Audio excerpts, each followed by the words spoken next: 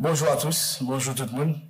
Et je remercie tous ceux qui sont ici pour participer à cette journée de partage que l'UGO organise dans le cadre du projet Clinixa. Et c'est une journée que nous préparons depuis un certain temps et on est content qu'aujourd'hui on puisse arriver à le faire.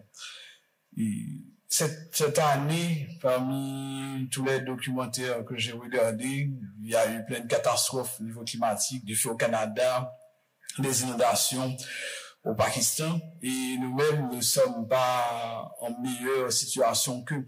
En effet, les prévisions du GIEC pour Haïti ne sont pas très, très optimistes. Le problème aussi avec notre pays, c'est que on n'a pas beaucoup d'informations concernant le climat qui soient disponibles et on mesure très peu aussi.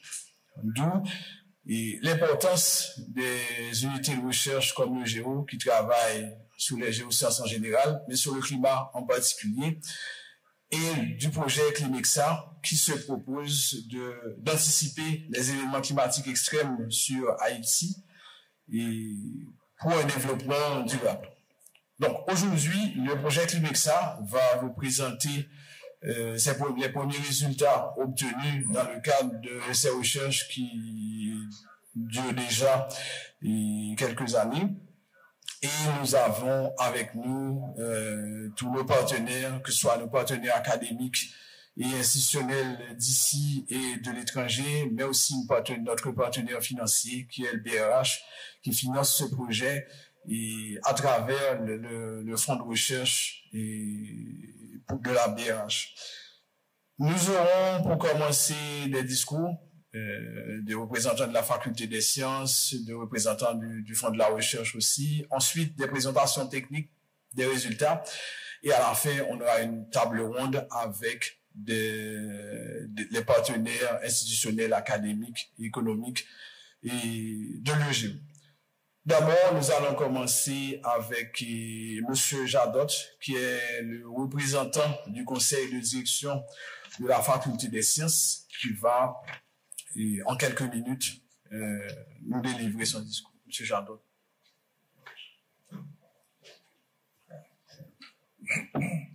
Bonjour tout le monde. Monsieur le gouverneur de la BRH, messieurs les représentants du ministère de l'Environnement, messieurs les représentants de la Direction générale de la protection civile, mesdames, messieurs, au nom du conseil de direction, j'ai le grand plaisir de vous accueillir ce matin à cet atelier. Il s'agit d'un atelier de partage au cours duquel nos chercheurs vont vous présenter les premiers résultats de leurs travaux sur un sujet particulièrement important, comme l'a souligné le professeur Guerrier.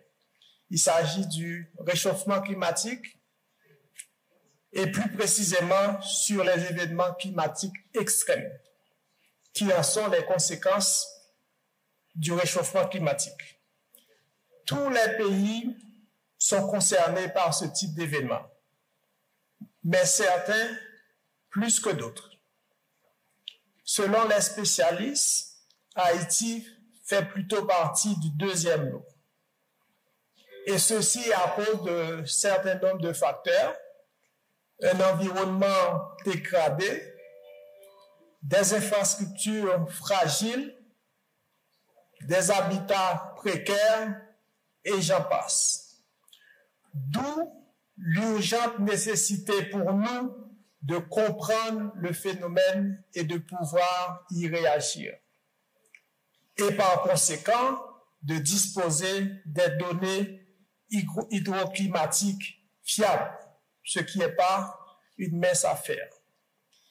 Il s'agira alors d'adapter plutôt à l'échelle du pays et peut-être de la région Caraïbe, les modèles développés par le GIEC à une échelle plus globale. L'atelier consistera d'une part en des communications scientifiques autour des méthodes de traitement des données hydroclimatiques et d'autre part, des échanges entre nos chercheurs et les participants représentant différents organismes concernés à un titre ou à un autre. Cela fait partie du processus de dialogue nécessaire entre les différents acteurs de la société. Le cadre général de l'atelier est donné par le projet de recherche Climexa, anticiper les événements climatiques extrêmes pour un développement durable, et mené par l'unité de recherche en géosciences de la Faculté des sciences. Et le projet est financé par le Fonds pour la recherche et le développement de la BRH, que nous remercions pour cette initiative. Rappelons les objectifs du projet, qui sont étudier l'évolution passée des événements climatiques extrêmes, développer des scénarios climatiques corrigés à l'échelle spatiale pertinente pour Haïti et étudier l'évolution future des événements climatiques extrêmes. En tant qu'établissement universitaire, la Faculté des sciences entend jouer son rôle de lanterne pour la société. Elle a déjà pris quelques initiatives dans ce sens et nous souhaitons bien sûr que cette initiative soit connue par le grand public et encouragée par les pouvoirs publics. Pour ne citer que quelques-unes de ces initiatives, la faculté a mis en place un master en géosciences, en plus des enseignements généraux qui sont pertinents dans ce domaine, à savoir l'hydrologie, l'hydraulique et l'environnement. Nous avions un master en environnement, mais pour le moment, ça a été discontinué, mais nous espérons pouvoir le reprendre. Nous avons aussi à la faculté 2 laboratoires, en particulier, bien sûr, l'URGEO, l'unité de recherche en géosciences, et l'URE, l'unité de recherche en environnement. Nous pouvons aussi compter sur quelques équipements qui sont intéressants dans ce domaine, dont un laboratoire d'hydraulique assez intéressant que nous commençons seulement à exploiter. Pour terminer, je voudrais souhaiter à tous et à toutes un bon travail pour la journée et je vous remercie.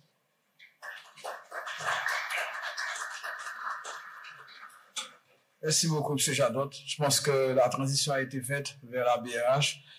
Et nous allons entendre sous peu quelques mots du représentant du Fonds de la recherche et du développement de la BRH. Et il s'agira de M. Ronald Gabriel, qui est l'actuel gouverneur de la BRH. M. Gabriel.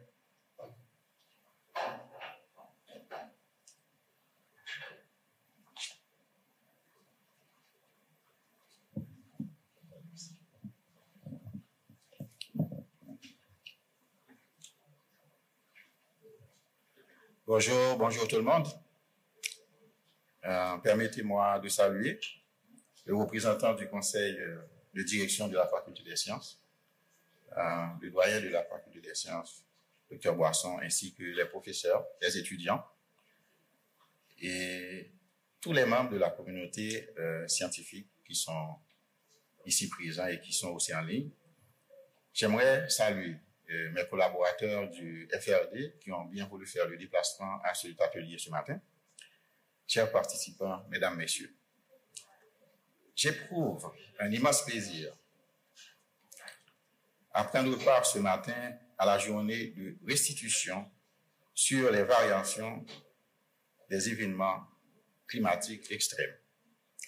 Cette activité concerne un domaine transversal à la soutenabilité des progrès économiques et sociaux, et la Banque de la République d'Haïti est fière d'avoir contribué avec le support de la Banque interaméricaine de développement, la BID, à sa mise en place à travers le Fonds BRH pour la recherche et le développement.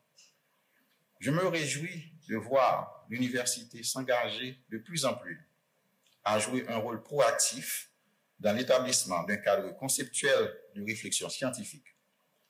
Au niveau des activités que nous finançons avec l'aide de nos partenaires, nous priorisons des réflexions axées sur les problèmes de nature publique, dont la compréhension ouvre la voie à la prise de décisions éclairées, contribuant ainsi à favoriser un processus de développement intégré et inclusif. Dans cette optique, je profite non seulement pour saluer et féliciter les membres de l'équipe du projet Climexa, dirigé par Dr Dominique Boisson de l'unité de recherche en géosciences sous la houlette de la faculté des sciences de l'Université d'État d'Haïti, mais aussi pour les remercier de l'invitation qui nous vaut l'honneur de prendre la parole aujourd'hui. Climexa figure parmi la première cohorte de projets de recherche retenus par le Fonds BRH pour la recherche et le développement. La mise en place de ce fonds représente un pas important dans le renforcement du partenariat prometteur entre le secteur public, l'université et le secteur privé, tel que le conçoit le modèle à 3 hélices. Ce dernier secteur étant le point de chute dans l'application des activités de réflexion et de recherche qui visent la transformation de notre espace économique et social. L'exercice qui nous réunit ce matin est de première importance parce qu'il renvoie à une prise de conscience portée par une démarche scientifique sur les enjeux et défis liés aux événements climatiques extrêmes dans un pays fortement vulnérable aux catastrophes naturelles. L'autre facteur encourageant est que le projet Climexa est conduit par un secteur clé qu'est l'université, dont la vocation de recherche se retrouve souvent handicapée par manque de disponibilité de financement, surtout au niveau local. En ce sens, la BRH se réjouit d'avoir contribué au financement de ce projet et de voir aussi qu'environ 42% des projets financés par le Fonds BRH pour la recherche et le développement viennent directement d'institutions de la communauté universitaire. Mesdames, Messieurs, nous savons tous que la République d'Haïti est fortement exposée à des phénomènes climatiques, hydrologiques particuliers. Ces événements se manifestent notamment par l'irrégularité et la violence des pluies ainsi que par le régime torrentiel des rivières, accompagné des dégâts que cause le déboisement. Sachant que les événements hydroclimatiques extrêmes et d'autres types de catastrophes naturelles peuvent occasionner des dommages terribles sur l'économie et la population en général, la BRH et ses partenaires, le ministère de l'Économie et des Finances et la Banque interaméricaine de développement, dans le cadre du FRD, ont décidé cette année encore de retenir les changements climatiques comme un domaine prioritaire dans l'actuelle session de soumission des projets de recherche. Mesdames, Messieurs, les banques centrales, à l'appel du Fonds monétaire international, se retrouvent aujourd'hui interpellées dans la lutte contre le réchauffement de la planète.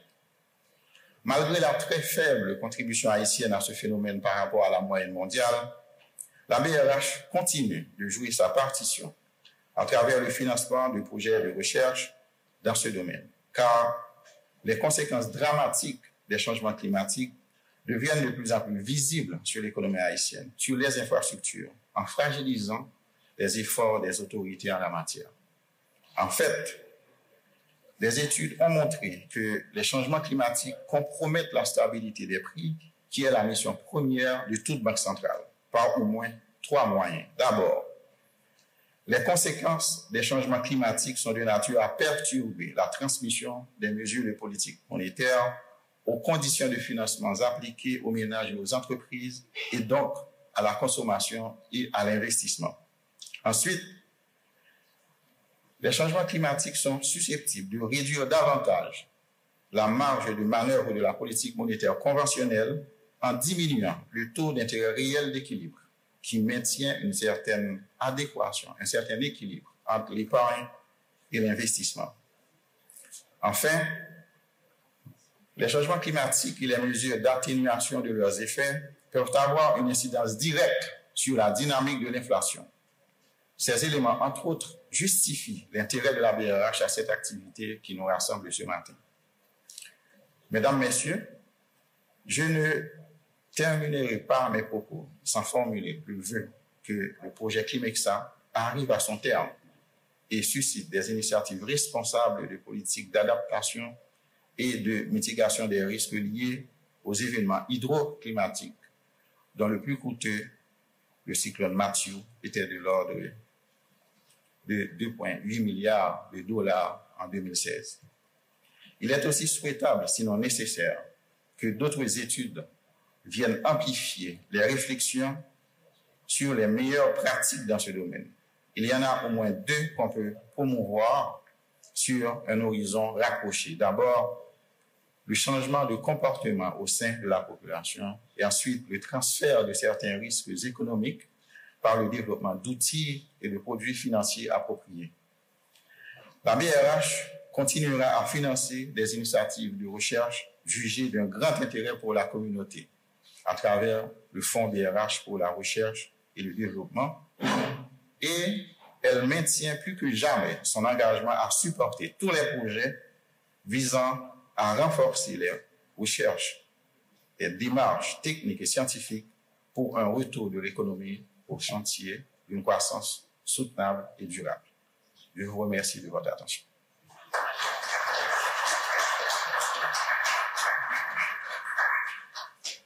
Merci beaucoup, M. Gabriel. Nous l'avons donc compris, les catastrophes naturelles, en tout cas, frappent le pays très fort, que ce soit sur le plan humain, matériel, économique. Et on en profite pour remercier encore une fois la BRH d'avoir financé notre projet et d'être un partenaire très important pour la faculté des sciences. Merci beaucoup. Pour continuer avec la programmation, on va maintenant écouter M. Dominique Boisson, qui est professeur à la faculté des sciences, professeur de géologie, et qui est le fondateur et le coordonnateur de l'unité de recherche en géosciences. M. Boisson va nous présenter en quelques slides ce qu'est le projet Climexa, ses objectifs et les résultats que nous comptons atteindre. M. Boisson, vous avez la parole. Bien. Monsieur le représentant du conseil de direction de la faculté des sciences, monsieur le gouverneur, distingués invités et chers collègues, c'est pour moi un grand plaisir de pouvoir vous accueillir aujourd'hui pour ce atelier de partage du projet Climexa. J'ai prévu de vous faire non pas un discours, mais une courte présentation de mise en contexte du projet. Et malheureusement, je vois que jusqu'à présent, on n'arrive pas à projeter. Ça augure.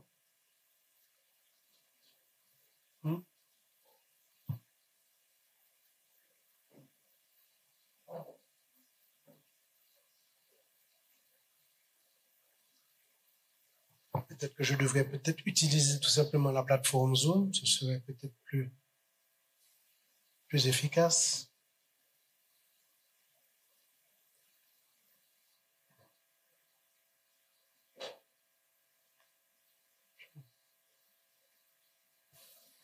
Bien, donc, je m'excuse pour ce petit retard. Donc, je vais vous présenter le projet et anticiper les événements climatiques extrêmes sur Haïti pour un développement durable que nous parlons de Climexa. Ce projet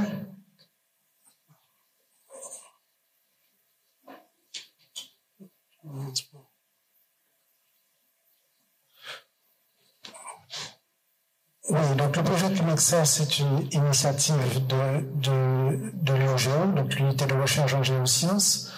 C'est un projet en fait qui a été retenu pour le financement, comme l'a dit le gouverneur, dans la première cohorte de projets du Fonds pour la recherche et le développement de la BRH.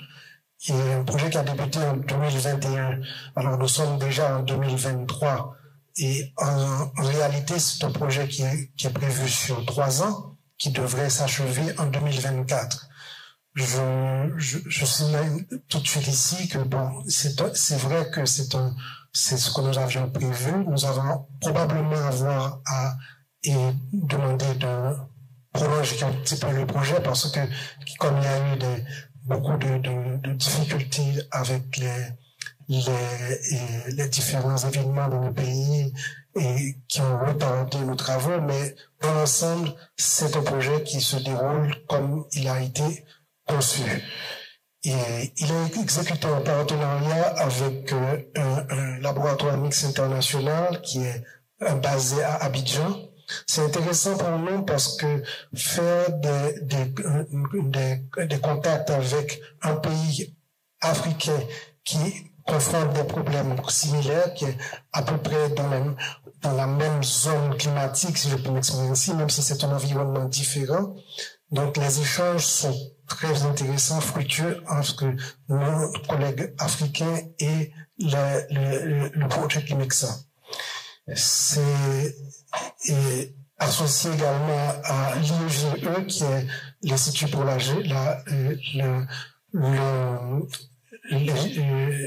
géosciences pour l'environnement. Excusez-moi. Tu peux faire ça? Tiens ça.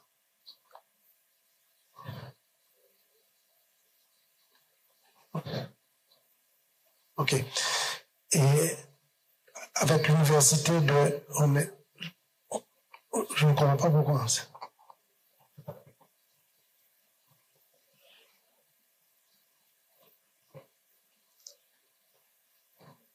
Donc, je continue à parler en attendant qu'il résolve, qui est lié avec l'université de Grenoble-Alpes. Il fait aussi partie d'un laboratoire mixte international qui est centré en Haïti, qui est le laboratoire mixte international CARIBAT, et sur les risques naturels. Alors, ces laboratoires mixtes internationaux, ce sont des laboratoires qui sont liés à l'Institut pour la recherche et le développement de la France, qui a un certain nombre de laboratoires internationaux comme cela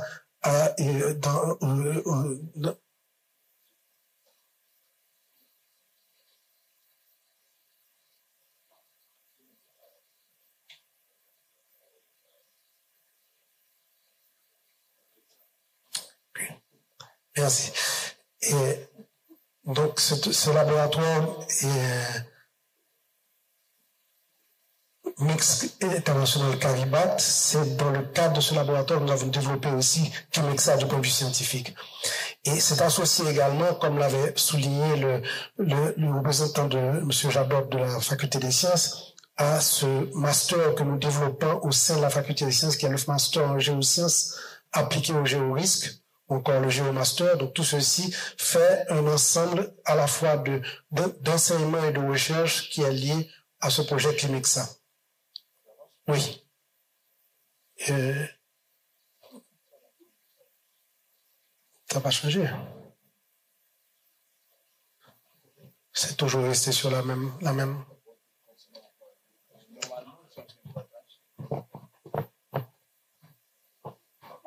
Très bien. Donc, le laboratoire mixte international CARIBAT, ça veut dire CARIBAT, aléas naturels, variabilité climatique et impact dans le nord de la Caraïbe sur Haïti, Cuba, République dominicaine. Alors, je dois vous dire que pour le moment, nous avons eu des relations assez soutenues avec des collègues cubains, mais moins avec la République dominicaine, bien que nous partagions la même île. Et ce laboratoire mixte international, il y a un problème d'Internet là, c'est...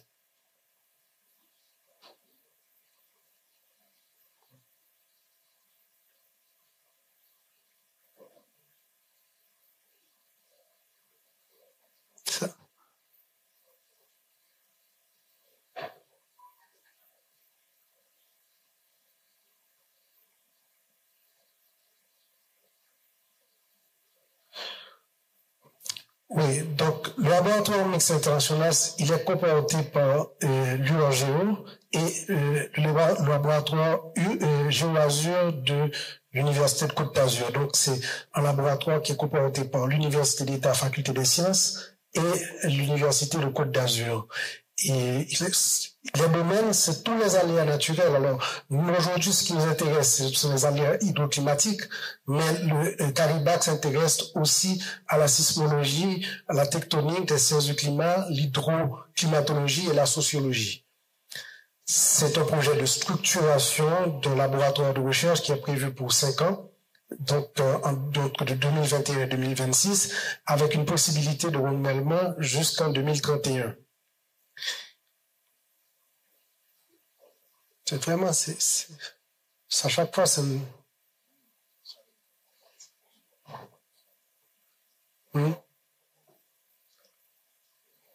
Ouais. Donc, le projet Climexa s'inscrit dans l'axe 3 du...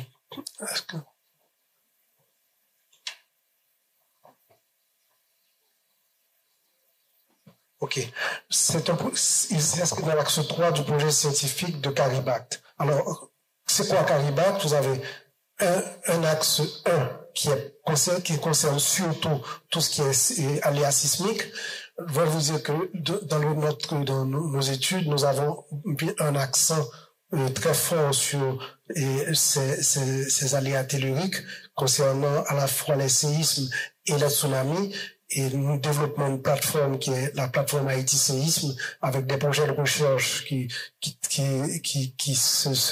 qu'on réalise également sur cet axe. Et c'est donc un axe qui avance très bien. L'axe 2, qui est comprendre la variabilité climatique régionale, c'est toujours lié à au climat, mais sur des échelles beaucoup plus grandes. Il s'agit ici non pas des dernières décennies, mais des derniers siècles, voire des derniers millénaires. Parce que le climat, en réalité, quand nous travaillons sur le climat, nous avons tendance à voir ce que nous vivons aujourd'hui et à interpréter les tendances que l'on voit, mais en réalité, le climat a des cycles beaucoup plus longs et il est très important de pouvoir comprendre ces cycles et voir, parce que ce n'est pas seulement l'impact humain de l'homme avec ce qu'on a tendance à penser au changement climatique comme un impact humain, mais il y a aussi des grands cycles dans le climat qu'il faut tenir en compte quand on fait ces études. Et le troisième axe, c'est l'axe anticiper les phénomènes hydrométéorologiques extrêmes. Et cet axe, c'est celui qui est l'axe réellement dans lequel s'inscrit notre projet. Donc, je ne vais pas trop insister là-dessus. Et le dernier axe est un axe qui est un axe transversal qui est pour suivre le domaine littoral dans un contexte de variabilité climatique. Donc, là, il s'agit à la fois des aléas du genre tellurique, séisme, et tsunami et autres, et également l'impact sur du climat, notamment les variations statiques du niveau marin, et c'est cet axe 4. Donc, pour tous ces axes, nous avons actuellement des chercheurs, et généralement de jeunes chercheurs, et c'est le pari que nous faisons, c'est de donner la parole aux jeunes chercheurs pour avancer sur ces sujets.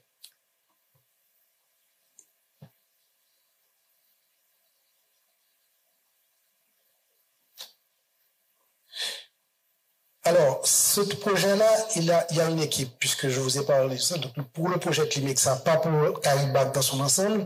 Et donc, en dehors de votre serviteur et du professeur Didiou, qui n'est pas ici présent, je ne sais pas si il a pu se connecter. Bon, et les autres, ce sont les membres de l'équipe locale. Je vais les citer en leur demandant de s'identifier. Bon, en commençant bien sûr par Kelly Guerrier, qui est un docteur ingénieur, enseignant-chercheur et membre fondateur de l'URGO d'ailleurs. Il y a Carlo Détouche, qui est un ingénieur civil, qui a un master dans notre master en géosciences appliquées au géorisque, qui poursuit actuellement aussi une thèse qui est d'ailleurs dans le cadre des thèses en ténor firmé, qui sont comportés à la fois par la BRH, l'ambassade de France, l'AUF et également l'IRD. Il y a Armand Pierre qui est un ingénieur civil, master en géosciences appliqué au géorisque et qui est un chercheur associé à l'UOGEO. Il y a Ralph Batelmi, qui est également ingénieur civil, toujours dans le master en géorisque. Donc vous vous rendez compte que cet effort que la faculté des sciences a fait pour former des jeunes au niveau master est très dynamique, puisque ce sont eux qui sont maintenant dans ces projets-là. Et Ralph Batelmi est également bénéficiaire d'une bourse dans le cadre, je pense que de Anténor Firmin, et il termine sa thèse à l'Université Côte d'Azur, chercheur associé à l'UOGEO, et Élisée Villard, qui est un ingénieur en électronique, master en informatique, et qui est notre informaticien. Rapidement, je vais rappeler, puisque ceci a déjà été fait, qu'il y a 4 grandes activités pour le projet de recherche du MECSA, qui est une première qui est rétrospective, et c'est sur elle que nous avons fait beaucoup le focus, qui est l'étudier sur les dernières décennies l'évolution des événements extrêmes. Mais on s'est rendu compte, au départ, quand on a mis en place ce projet, on avait fixé un horizon 30 ans. Mais en balisant les données, on s'est rendu compte que on ne peut pas réellement comprendre les tendances qui vont servir à modéliser le climat en Haïti en s'appuyant seulement sur les 30 dernières années. Et c'est pour ça qu'au lieu de 30 dernières années, nous parlons des dernières décennies. Nous sommes remontés un peu plus loin pour pouvoir comprendre effectivement comment ce climat a évolué. Et le deuxième, c'est décrire et prévoir les facteurs de l'atmosphère associés aux situations de pluie et température extrêmes. On travaille actuellement sur ce dossier-là et pour proposer des indicateurs de prévisibilité des événements hydroclimatiques extrêmes en Haïti. Troisième, c'est aussi un chantier. Il s'agit d'évaluer les modèles climatiques du GIEC pour corriger les incertitudes. C'est corriger les biais, en ce sens que tout ce que nous avons comme données du GIEC ne sont pas redescendus à l'échelle d'Haïti, et c'est ce travail que nous attendons à faire au niveau de cette activité 3. Et l'activité 4, c'est analyser l'évolution future des extrêmes climatiques pour Haïti, fournir une cartographie de ces aléas, et pour voir surtout les impacts sur les secteurs dont on parlait tout à l'heure, les secteurs de la santé, de l'agriculture, des infrastructures, de l'énergie, et j'en passe. Et ceci a des différents horizons pour aller jusqu'à l'année 2100. Étant entendu que plus on s'éloignera du présent, ça devient quelque chose qui a une marge un petit peu plus grande du point de vue des évolutions. C'est un projet qui est très lié à la formation. Formation, comme je l'ai déjà expliqué, nous sommes avant deux personnes qui continuent leur thèse en même temps qu'elles travaillent avec nous. On a un appui au master en géosciences, cours TP et stage, et un appui aux enseignements du cursus en génie. C'est pas que de la recherche scientifique, c'est un projet qui veut faire la valorisation de la recherche. Voici les éléments, les ateliers de partage. Nous en sommes à notre deuxième atelier de partage. Le premier avait été un atelier présentant le projet. Ceci n'est que le premier atelier qui s'occupe de résultats. Nous en aurons 2 autres au cours du projet qui, au fur et à mesure que nous avançons, vont partager des résultats qui seront de plus en plus, à mon avis, et collés à la réalité du pays actuellement. 2 policy briefs. Et il y en a un qui est déjà réalisé, que on espérait pouvoir l'éditer pour cette réunion. Malheureusement, dans les différentes corrections que nous avons dû faire, et il a été un petit peu retardé, mais ça devait sortir sous peu. Puis il y a un deuxième qui deviendra un peu plus tard. Et la base de données de scénario climatique sur Haïti et les Caraïbes, là, il s'agit de récupérer justement la base du GIEC pour pouvoir l'adapter à Haïti et la partager avec la communauté d'une façon générale. Et des entrevues et reportages, on en a fait déjà un, mais en réalité, c'est une activité qui devrait augmenter très rapidement maintenant pour avoir des contacts avec que ce soit virtuellement ou bien avec des médias traditionnels. Et puis finalement, la création d'un portail web d'information hydroclimatique avec les céréales climatiques qui est lui-même en cours de construction.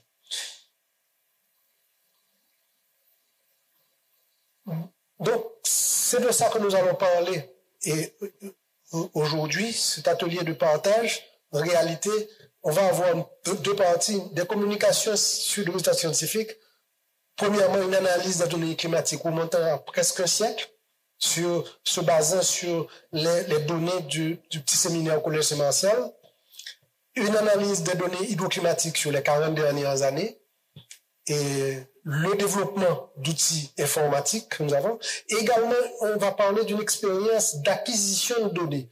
Une expérience qui est de sciences citoyennes. C'est le projet Récicamet avec une première utilisation qui est le projet Météocaille. Et c'est un projet qu'on est en train de monter maintenant. C'est une expérience qui me paraît très intéressante et que nous allons partager avec vous. Et puis en deuxième lieu, il y aura une réflexion sur les relations avec les acteurs gérant le secteur hydroclimatique de l'université. Alors, avec quelques questions, je ne sais pas si c'est exhaustif, mais quelles sont les attentes des différents acteurs institutionnels vis-à-vis de la recherche universitaire? Que peuvent offrir les universités haïtiennes en termes de recherche et d'enseignement dans ce domaine? Et comment les acteurs peuvent contribuer à l'intégration des universités au développement de la recherche et de l'enseignement dans ce domaine? Et finalement, comment on peut éviter des duplications entre ce que l'université fait et que d'autres acteurs institutionnels font? C'est ce genre de questions que nous aimerions qui se soient agitées aujourd'hui dans cette deuxième partie. Et je vous remercie.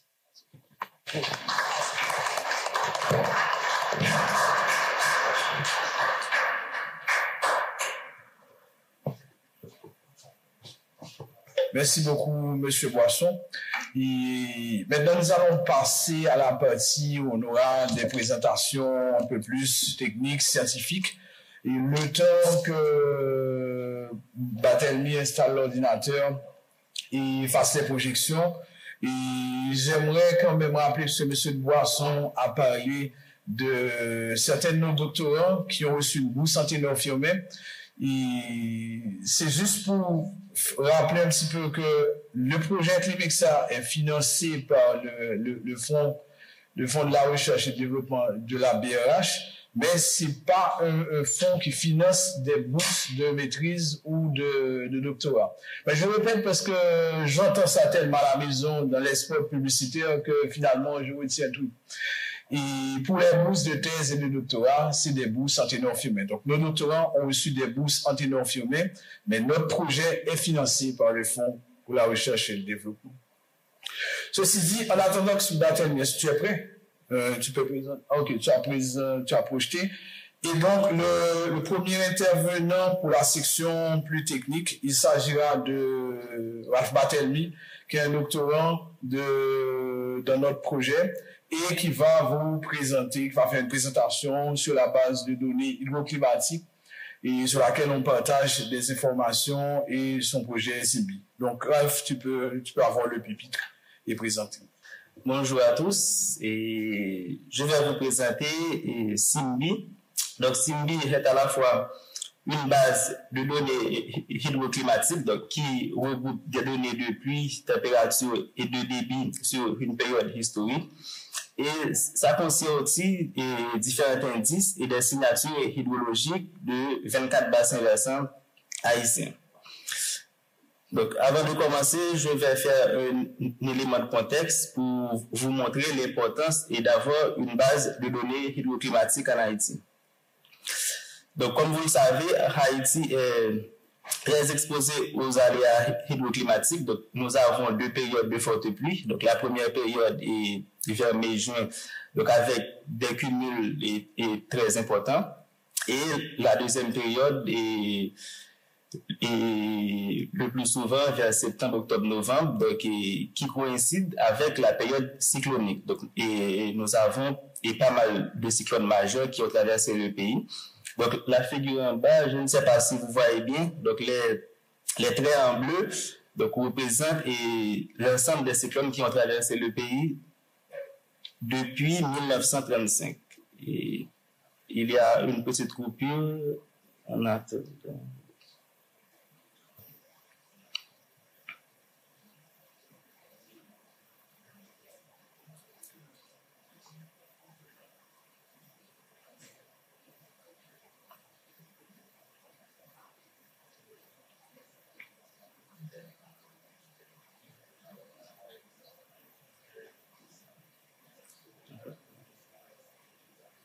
Recording in progress.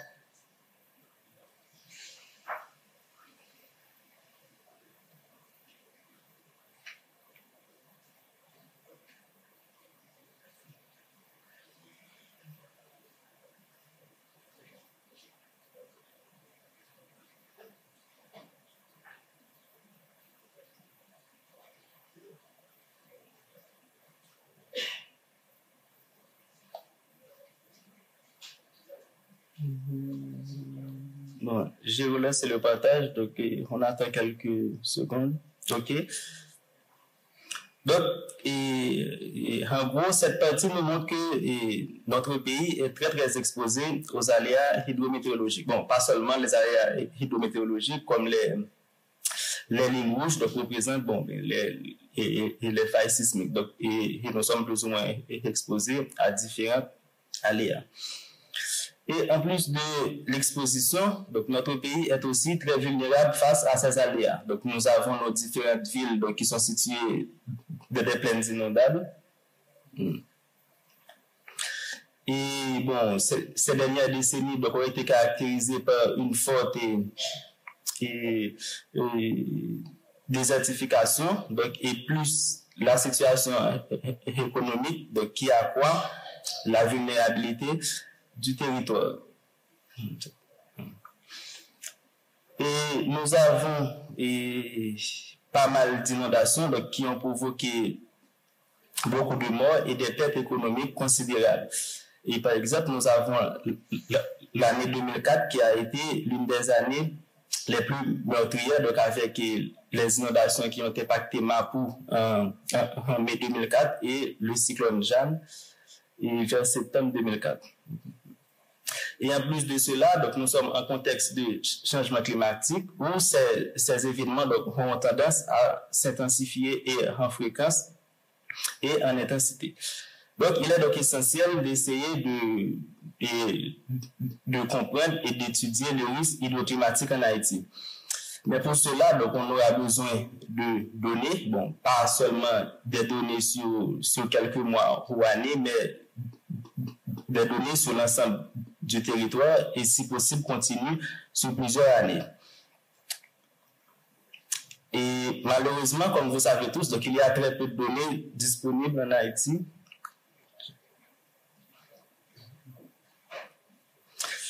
Les quelques données qui existent, bon, qui sont continues sur le long terme, c'est une base de données de température mensuelle qui a des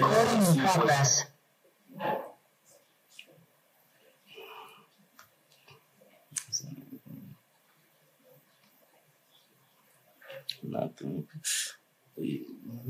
les données qui sont disponibles sont les données de pluie mensuelle, donc qui sont disponibles sur à peu près 156 stations et qui couvrent la période de 1905 jusqu'à 2005. Donc, c'est une base de données très intéressante.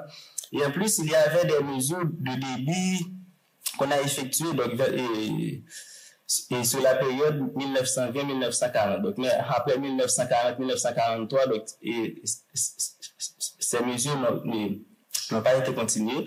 Donc, on a à notre disposition 70 séries de débit journalier. Et en plus de ces données déjà numérisées, donc, il y a pas mal de données disponibles sous forme d'archives papier.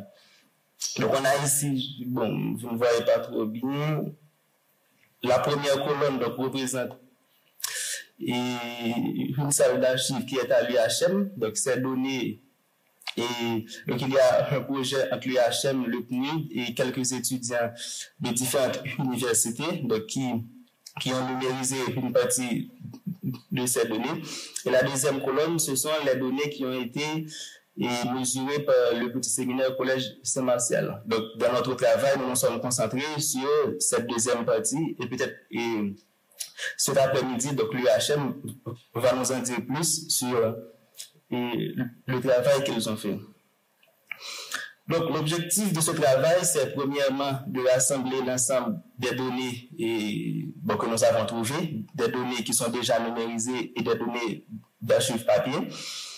Données croisées, donc, d'utiliser des modèles plus débits pour essayer de comprendre les réactions de nos bassins versants face aux pluies, donc quels sont les débits qui sont générés, et par la suite d'essayer de caractériser les bassins versants pour lesquels les données sont disponibles.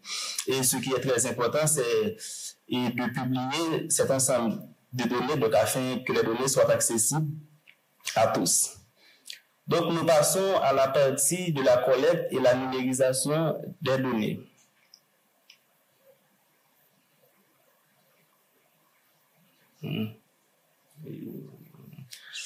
On a un petit problème technique, on attend quelques instants. Le processus de collecte et de numérisation de quelques archives papier. Donc, nous avons collecté la base de données mensuelles que je vous ai parlé. Donc, ce sont des données disponibles surtout le XXe siècle et des séries de débits journaliers disponibles sur une période historique. Et nous avons aussi récupéré 6 registres donc, qui ont des données de pluie journalières sur à peu près 70-80 ans. Et ces registres contiennent aussi des séries de températures mensuelles sur la période 1926 et 1939. Donc, comme ces registres sont disponibles sur des papiers très anciens, donc qui remontent à plus de 100 ans, donc, nous avons premièrement procédé à la scannerisation de ces données. Donc, ces données sont disponibles maintenant et sous forme PDF afin de sécuriser l'ensemble des données disponibles. Et puis, par la suite, nous avons sélectionné des données que nous avons jugées prioritaires pour la numérisation. Donc, et les données prioritaires pour nous, c'était des données qui sont disponibles sur la même période que les données de débit.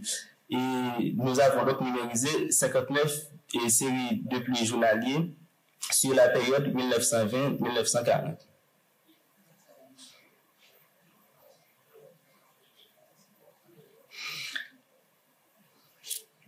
Après ce travail de collecte et de numérisation, donc nous avons évalué la qualité du travail de numérisation qui a été fait. Pour cela, nous avons comparé les données journalières que nous avons numérisées à la base de données mensuelles et regarder donc, la cohérence qu'il y a entre ces deux données. Donc, nous avons utilisé 3 critères. Premièrement, la corrélation entre les différentes bases de données. Nous avons comparé le cumul de ces données donc, et pour voir s'ils sont proches ou pas. Et par la suite, donc, nous avons regardé donc, pour les mois où on a les données mensuelles et pour lesquelles on n'a pas de données journalières et afin de vérifier donc, pour voir si on n'a pas oublié quelques mois. Et après tout ce travail de vérification pour chaque mois et pour chaque station, donc, nous avons représenté graphiquement, par exemple, ici en bas, donc, bon, c'est pas trop clair, mais vous voyez très bien la cohérence entre les deux données et entre les deux bases de données pour une station qui est en Savoie. Donc, après ce travail de numérisation et de collecte, donc, nous avons à notre disposition des séries de pluie, température et de débit. Donc, nous allons passer à l'étape de la simulation. Mais pour cela, nous devons choisir les données qui, selon nous, sont plus pertinentes pour la modélisation pluie débit. Donc, premièrement, nous avons utilisé plusieurs critères pour sélectionner nos séries de débit. Donc, il y a des coupes d'évaluation. Les séries de débit sont disponibles. Donc, il y avait une publication annuelle du service qui était aux travaux publics. Donc, dans dans ces bulletins, donc il donne pas mal d'informations. Par exemple, pour les séries où les coûts d'évaluation ne sont pas trop bons, donc nous les avons exclus. Pour les séries de débit qui sont situées en aval des barrages, soit pour l'irrigation ou en aval des sources d'eau, donc nous les avons exclus. Et nous avons exclu aussi donc l'ensemble des séries qui ont moins de 5 ans de données. Par exemple, en haut, donc nous voyons en rouge une série qui a été retenue, qui se trouve sur la rivière de l'Artibonite, et en bas, donc une série que nous avons jugée douteuse, donc nous ne l'avons pas retenue. Donc, en gros, nous avons retenu 24 sur les 70 séries de débit. Et comme choix de données de température, donc nous avons numérisé 23 séries de pluie mensuelles et nous avons utilisé des outils d'interpolation pour passer aux données mensuelles aux séries journalières. Mais pour tester, donc, et afin de voir si cette interpolation fonctionne assez bien, nous avons comparé les données de température numérisées à 2 bases de données et qui sont disponibles sur la période historique, donc pour voir est-ce qu'il y a une cohérence ou pas. Et après avoir fait ce travail, donc, nous avons vu que nos données de température sont assez bonnes et nous les avons utilisées. Pour les séries de pluie à utiliser, donc, nous avons testé toutes les combinaisons possibles de pluviomètres et nous avons retenu pour chaque bassin versant la combinaison ou la performance était meilleure lorsqu'on les utilisait dans nos modèles pluie débit. Et donc finalement, nous avons fait le choix de nos séries de température, de pluie et de débit pour la modélisation. Donc finalement, nous avons des données sur 24 bassins versants au pas de temps mensuel et nous avons des données sur 21 bassins versants au pas de temps journalier. Donc nous avons fait des simulations afin d'avoir des séries de débit continu sur notre période d'étude pour l'ensemble des bassins versants étudiés.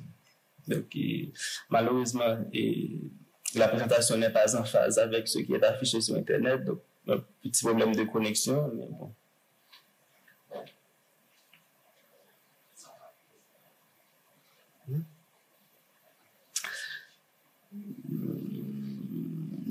J'attends pour voir est-ce que ça avance, mais bon, non. Je vais essayer d'arrêter. Et de relancer.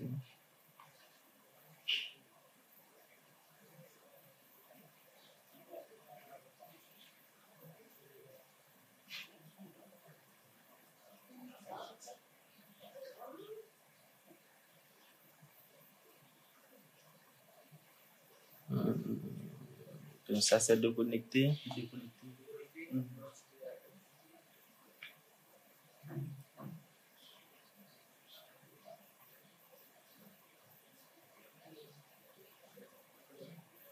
Déconnecter.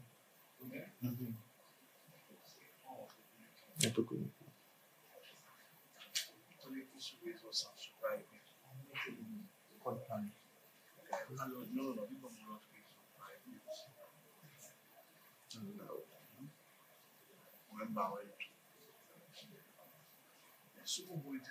Non, et ça m'a fait même.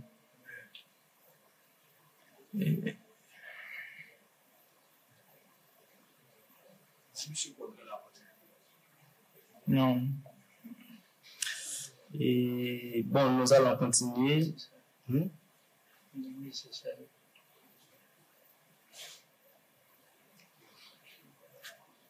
Donc, nous avons fait le choix de l'ensemble des séries que nous allons utiliser, donc les séries de pluie, débit et de température. Et avec ces données, donc, nous avons fait des simulations au pas de temps mensuel et au pas de temps journalier. Mais ce n'est pas tout clair ici. Donc, nous avons là deux graphiques qui présentent.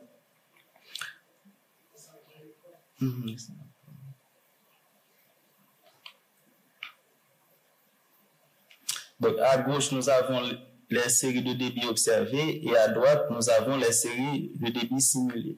Donc, dans l'ensemble, on voit très clairement que la simulation a donné une bonne représentation spatiale de nos séries de débit. Bon, nous avons les débits les plus élevés de la partie sud, donc, qui est proche des Cayes et Cavaillon. et nous avons des débits relativement faibles, donc tout et de la zone de la Cayenne, tout ça, et aussi dans le nord-ouest.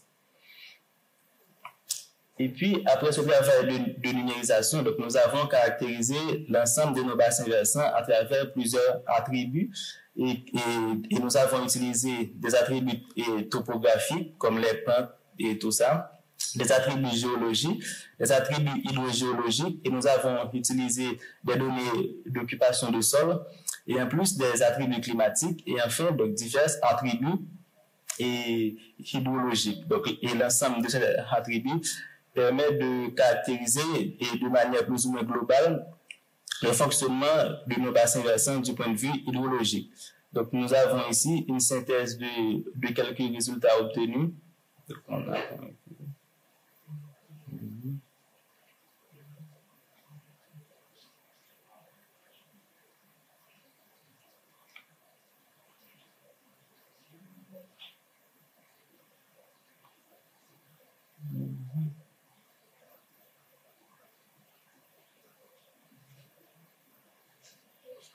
Donc, et nous avons en haut donc, les régimes de pluie, comme je vous avais parlé. Donc, il y a 2 pics de pluie donc, autour du mois de mai et un second pic donc, entre septembre et novembre.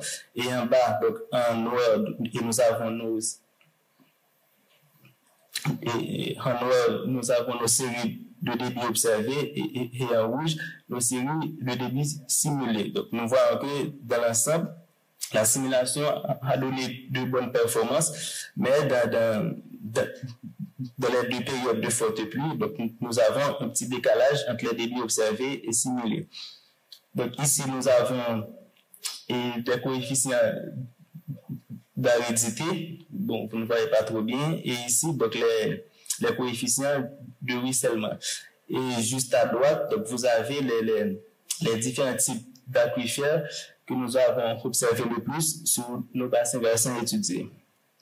Donc, enfin, l'ensemble des caractéristiques des différents bassins versants sont synthétisées sous forme de fiches où nous avons mis toutes les informations et pour chaque bassin versant. Par exemple, ici, nous avons représenté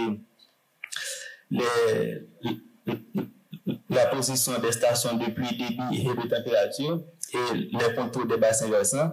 En bleu, donc, nous avons les informations concernant les pluies. En rouge, nous avons les informations concernant les débits. En orange, et tout ce qui concerne la température. Et en vert, des informations qui concernent l'évapotranspiration potentielle. Et en bas à droite, donc, nous avons tout ce qui est pente et altitude. Et juste à gauche, donc, nous avons les types d'aquifères et l'occupation du sol. Donc, en gros, ces fiches synthétisent les différentes caractéristiques pour chaque bassin versant.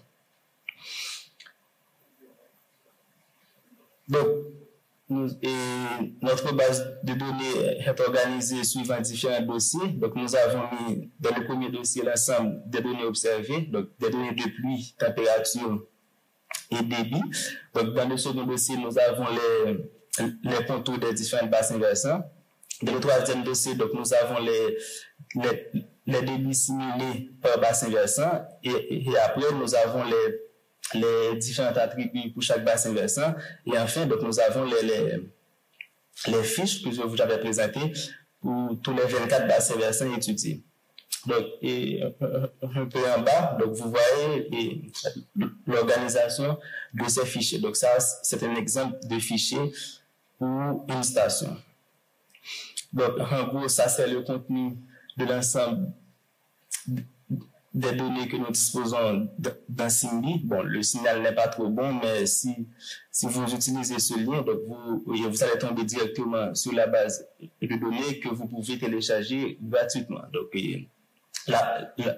la seule condition, quand vous allez télécharger, ça va vous demander donc, de citer ces données quand vous les utilisez. Donc, à part ça, tout est gratuit.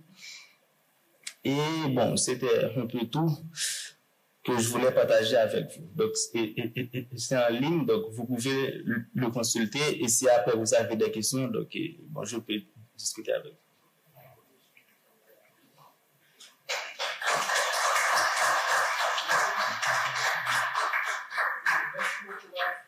Maintenant, s'il y a des participants à l'assistance qui ont une question, on va faire passer.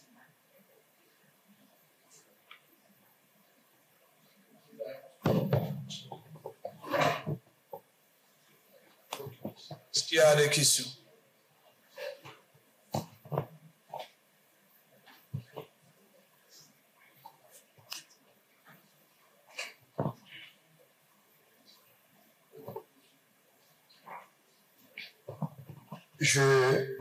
Je m'appelle Annecy Pierre-Louis, je suis de la BRH.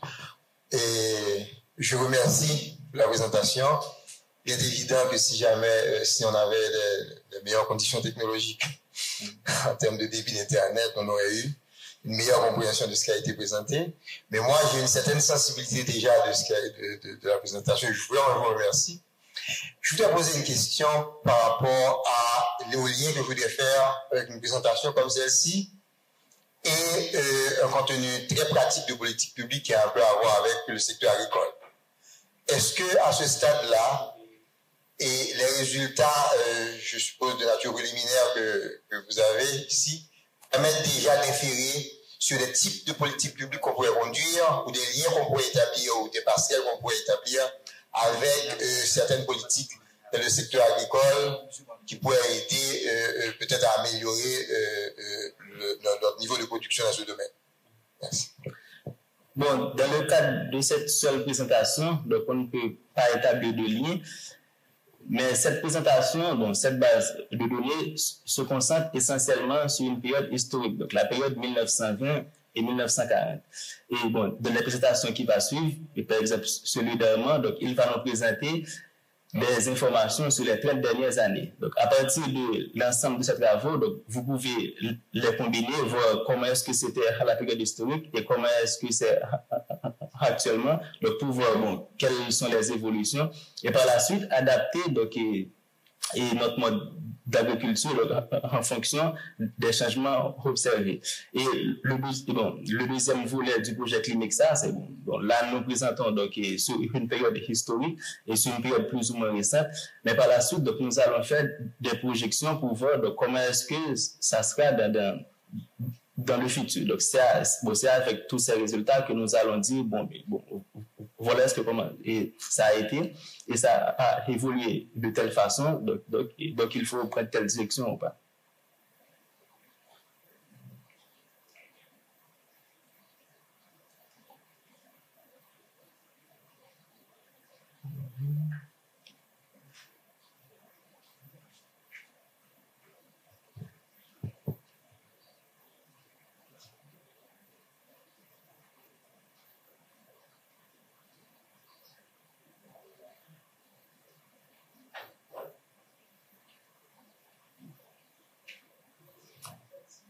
Il n'y a plus de questions, docteur.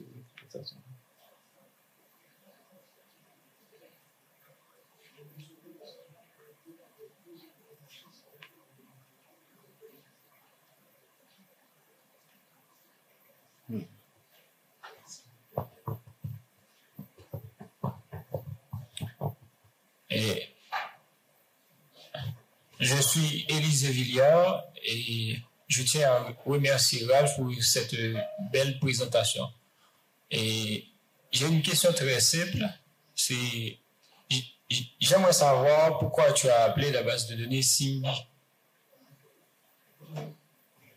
Bon, nous sommes toujours dans le contexte haïtien et dans notre cosmogonie, donc Simbi représente le gardien de la pluie, des fleuves, tout ça. Donc, et par extension, je pense aussi que ce serait bien qu'il soit aussi le gardien de nos données des fleuves et des pluies.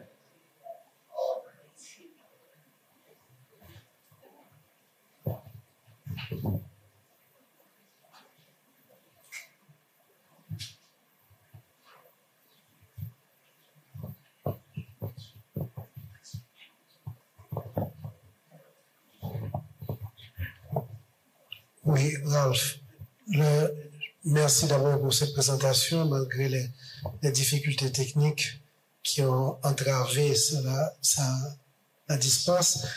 Mais moi, j'aimerais savoir, concernant Simbi, Et c'est vrai qu'on ne peut peut-être pas aller très loin sur les points, mais est-ce qu'il y a déjà pour les chercheurs des éléments qu'ils peuvent utiliser pour comprendre et ce qui concerne, par exemple, on a parlé de l'agriculture, mais pas que l'agriculture. Et j'ai noté qu'il y avait dans les exemples choisis et certaines zones qui sont où il y a des débits beaucoup plus importants, où il y a des variations. Est-ce que dans le cadre des études faites sur 1920-1940, au niveau de Simbi, on a pu voir des variations sur ces débits qui pourraient expliquer certaines périodes où il y a eu plus de sécheresse, moins, qui ont eu des impacts donc, sur l'agriculture et tout. Est-ce que dans ces travaux-là, on a pu déterminer ces variations climatiques et certains cycles dans cette période 1920-1940? Donc, il y a un atlas qui a été, donc, un atlas sur l'ensemble des risques naturels en Haïti qui a été réalisé par le BRGM et en collaboration avec plusieurs institutions. Donc, dans cet atlas, ils ont identifié la période 1921 et 1922 comme une période de forte sécheresse en Haïti. Donc, nous avons regardé dans nos données, est-ce qu'effectivement, donc, les données que nous avons a pu identifier cette période de sécheresse.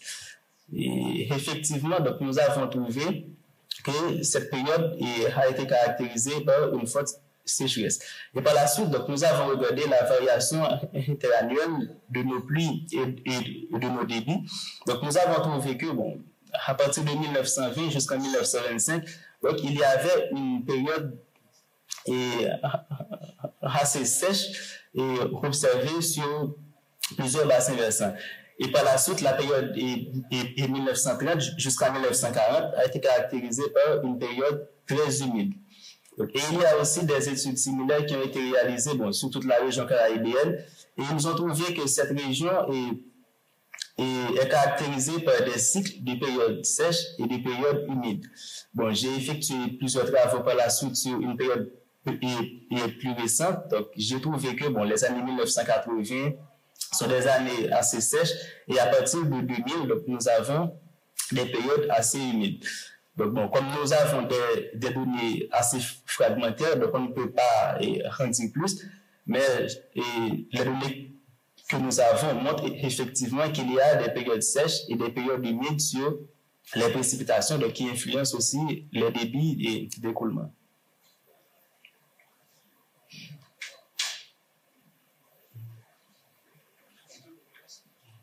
Bon, merci.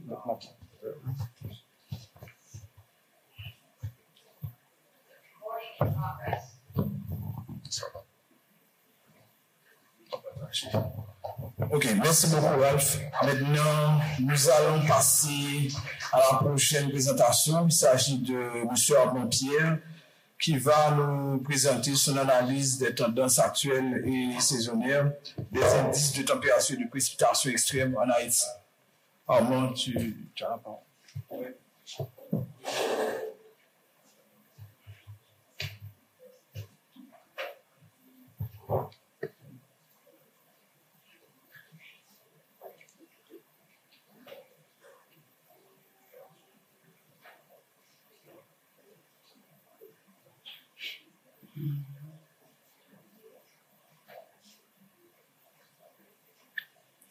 Ok, bonjour à vous tous. Et je suis Armand Pierre. Dans le cadre de Climexa, du projet Climexa, j'ai à vous présenter analyse des tendances annuelles et saisonnières des indices de précipitation et température extrême en Haïti.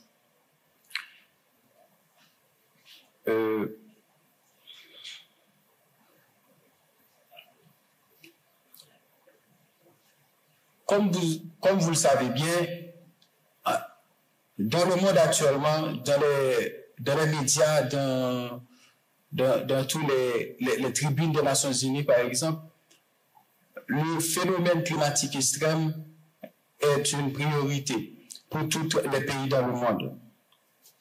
Par exemple, les canicules, les périodes de sécheresse et les précipitations torrentielles commencent à engendrer des perturbations très significatives dans le monde. Dans ce contexte-là, on a vu augmenter que les températures dans les stations dans le monde, les températures dans le monde qu'on a vu augmenter confirment, ainsi que la réalité du réchauffement climatique dans le monde. En Haïti, qui est un petit État insulaire, tout comme dans la Caraïbe, qui se trouve dans la Caraïbe, ne fait pas l'exemple. Haïti fait partie aussi des pays qui sont très vulnérables face au changement climatique.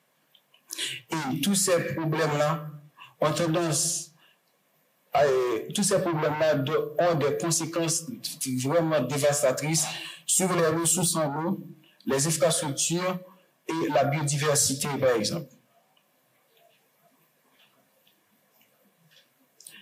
Et Haïti, vu sa localisation et tout, présente aussi des phénomènes et présente aussi des menaces très lourdes face avec ces effets-là, face avec les effets du changement climatique. D'où la nécessité très importante, d'où la nécessité de comprendre ou bien d'apporter des connaissances approfondies sur la variabilité des événements extrêmes climatiques en Haïti et sur ce qui concerne les températures et les précipitations. Ainsi, dans cette étude, nous avons cet objectif-là. Notre objectif premier était, premièrement, d'examiner les tendances des indices de température et de précipitation en Haïti pendant ces 40 dernières années et en regardant les paramètres de température à la surface et les précipitations. Tout ceci peut expliquer comment. Plus spécifiquement, il s'agit, premièrement, d'étudier l'évolution des événements extrêmes climatiques au niveau décennal et annuel et saisonnier. Ensuite, de pouvoir quantifier, par exemple, lorsqu'on parle de changement climatique, mais si on ne peut pas quantifier ça, on peut dire, mais c'est vrai que la température a augmenté, mais elle a augmenté combien? C'est vrai qu'on a vu qu'il y a beaucoup d'inondations. Est-ce que ça a augmenté? Est-ce qu'il y a une intensifié? Mais ça a augmenté de combien? Donc, c'est ce qui est important dans cette étude-là que j'avais réalisé. Mais pour faire cela, il faut des données. Ainsi, nous avons utilisé des données ERA5 avec une résolution de 0,25 degrés. Des données ERA5, ce sont des données qui ont été produites par le Centre européen pour la prévision et météorologie à moyen terme.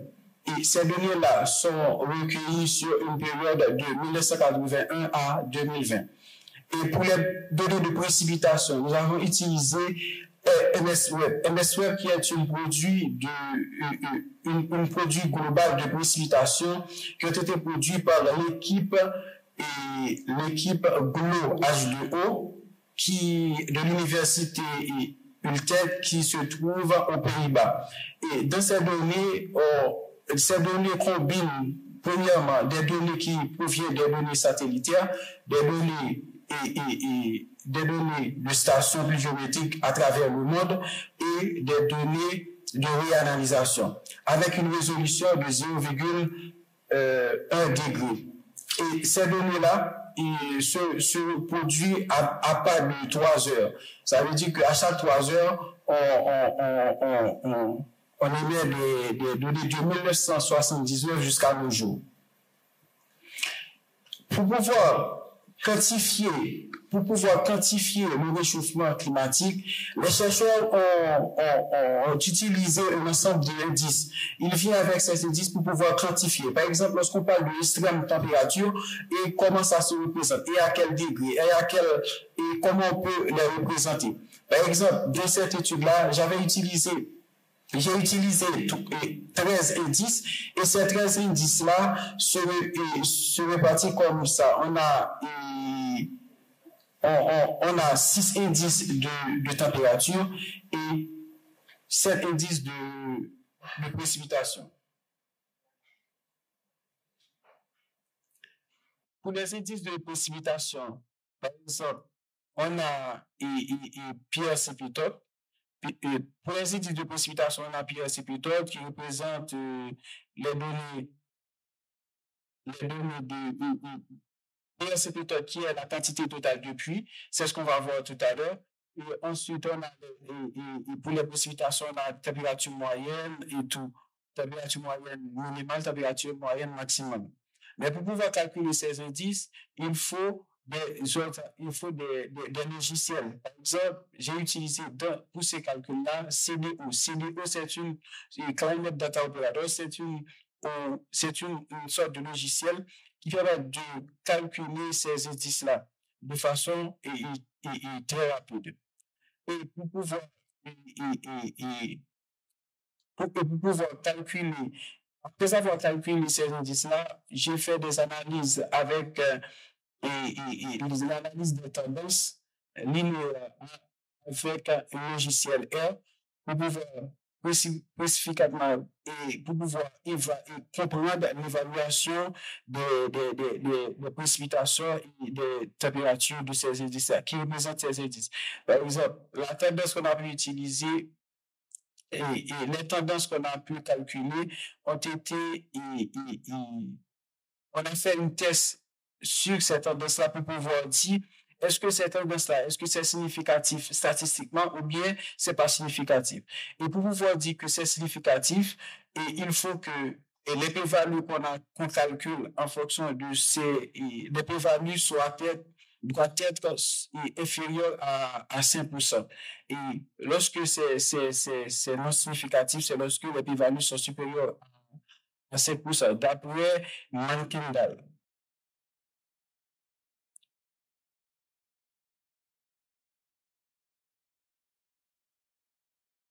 Et ce qui nous amène à ces résultats-là. Tout d'abord, on a pu calculer les anomalies.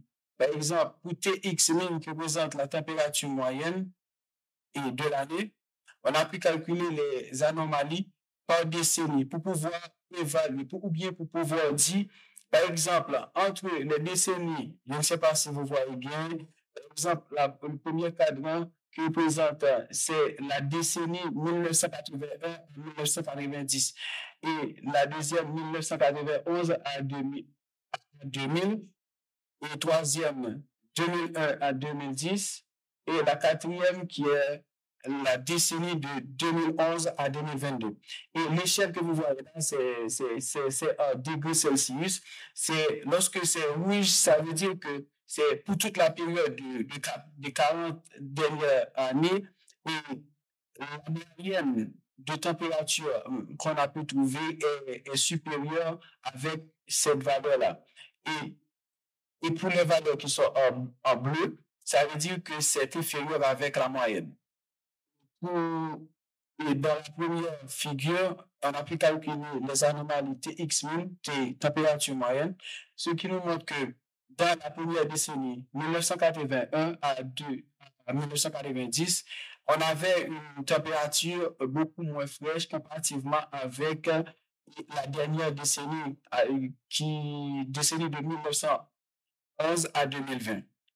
Ça veut dire que la température qu'on avait auparavant est beaucoup plus fraîche que ce qu'on a pu trouver maintenant.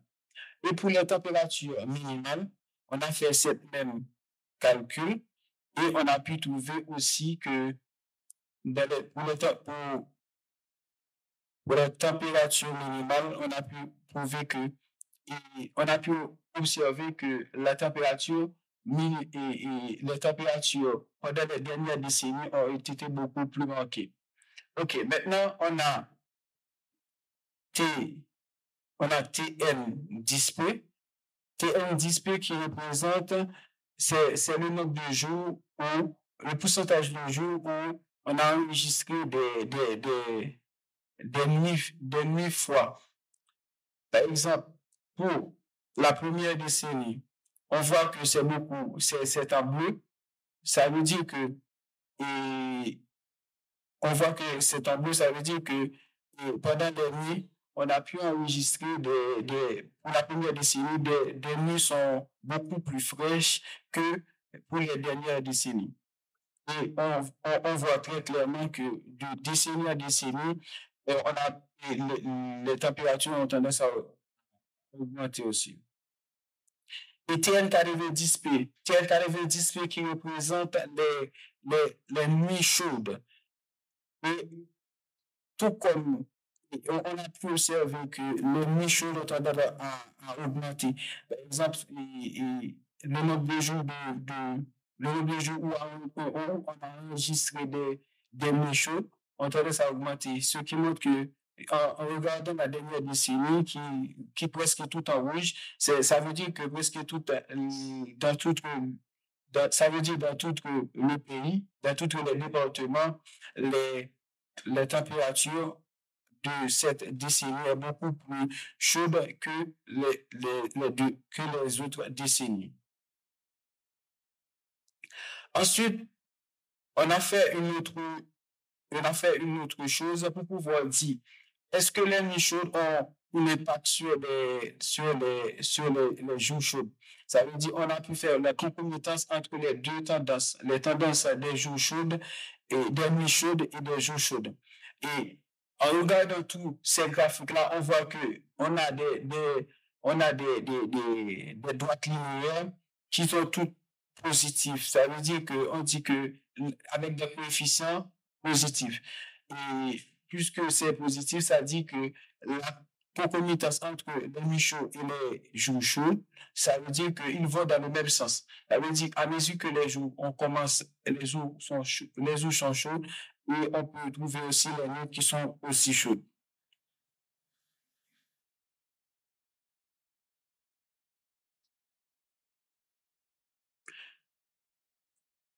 Et pour ce qui concerne les tendances, tous les valeurs qui sont en rouge représentent que ce sont des valeurs qui sont très significatives. Très significatives, et toutes ces valeurs sont positives. Par exemple,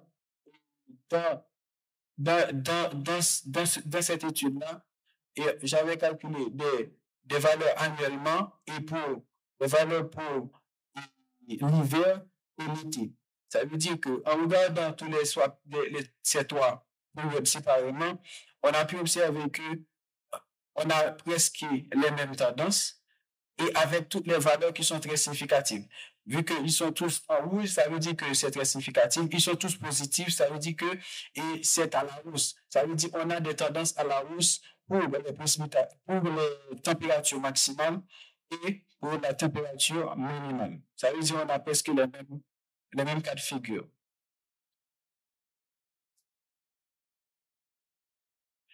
Et pour les jours chauds, TX4010P qui représente les jours chauds, c'est presque le même cas de figure. Et on a annuellement, dans tous les départements, là,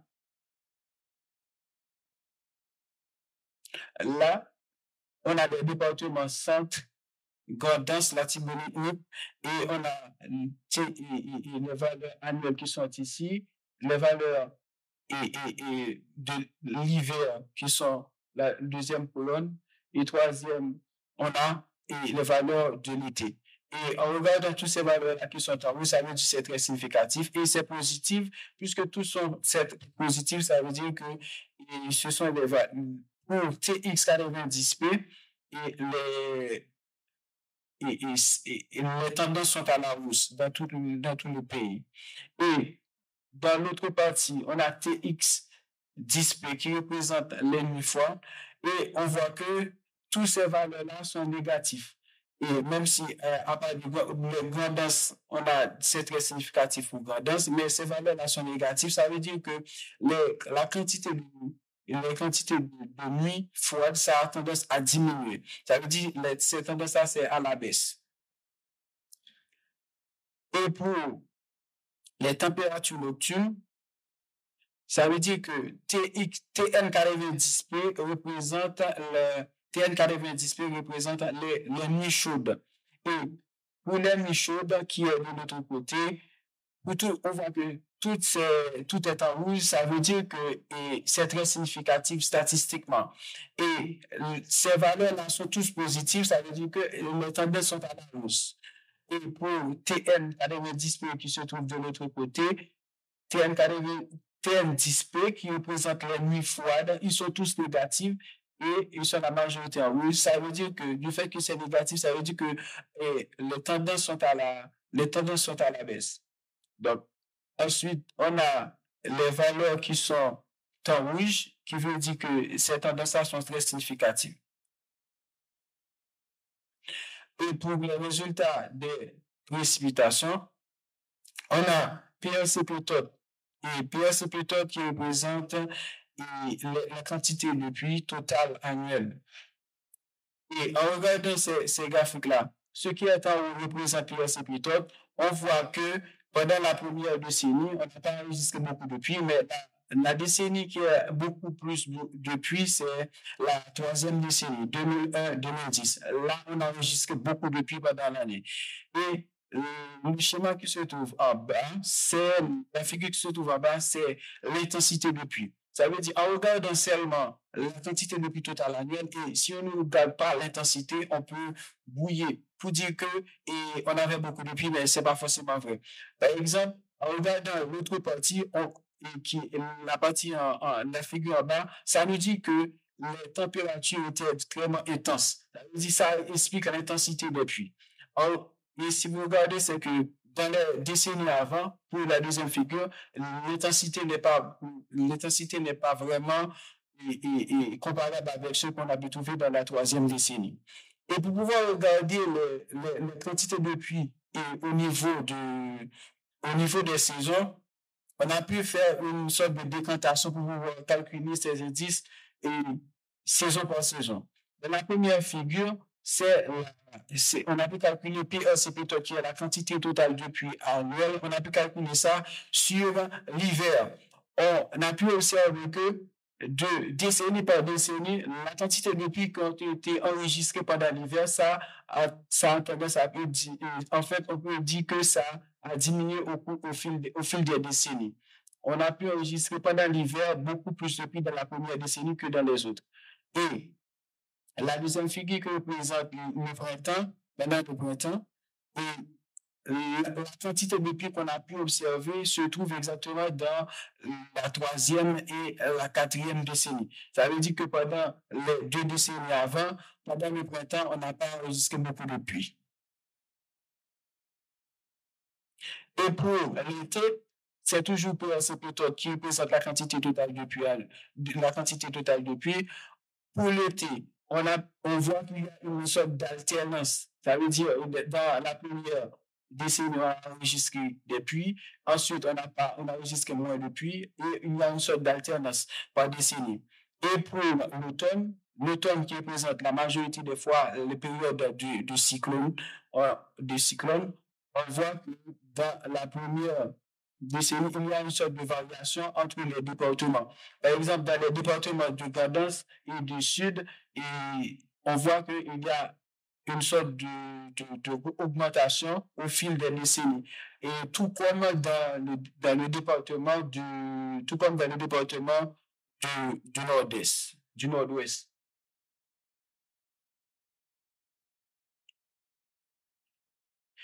Et d'autres indices qu'on a pu observer, c'est R10 mm. R10 mm qui représente la quantité totale de pluie qu'on a pu observer sur une journée qui est supérieure ou égale à 10 mm. Et en regardant ces figures-là, dans la première, on voit que dans la troisième décennie, on a enregistré beaucoup de pluies qui sont supérieures à 10 mm par jour. Et la deuxième figure qui représente 20 mm, qui représente la quantité totale de pluie observée sur une journée supérieure à 20 mm. Bon, là, c'est presque dans le même cas de figure.